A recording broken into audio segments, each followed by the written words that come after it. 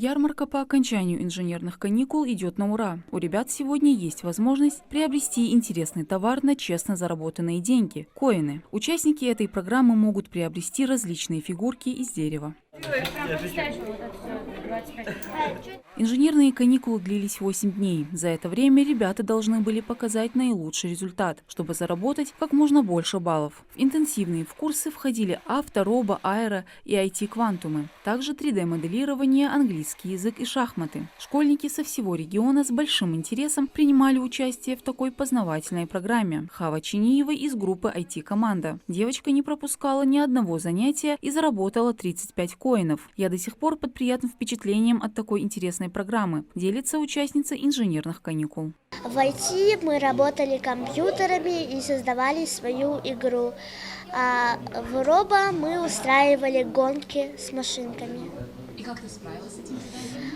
Очень хорошо, я получила 2-е место. В инженерных каникулах принимали участие 7 групп, в каждой до 12 человек. Это не просто развлечение для детей, а инструмент для развития важных навыков, которые помогут им в будущем. За каждое правильно выполненное задание школьники могли получить максимум 5 коинов. Магомед Аушев окончил 8 класс. И такие занятия на лето парень находит очень полезными для себя. Самое легкое для меня было английский и 3D, то, что я уже занимался этим. Ну, а за эти 8 дней я заработал 30 коинов, это хорошо. Почти по всем у меня были пятерки, но единственное, скретч, там было плохо для меня все. Я там не разбирался в этом, поэтому. А что это? Почему было сложно?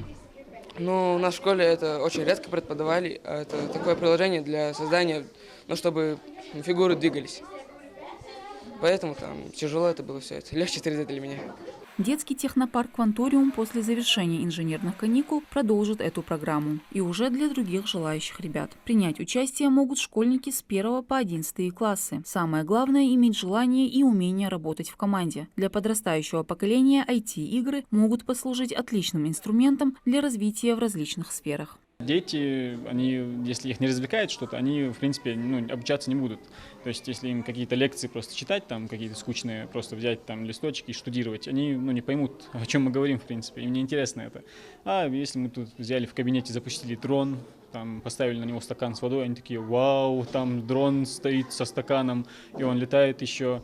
Или спустились в спортзал, например, там тоже полетали, на улице полетали. Вот, тут машинки собирают, гонки устраивают, и, собственно, как-то, это их развлекает, и, в принципе, они более подкованные в техническом плане становятся.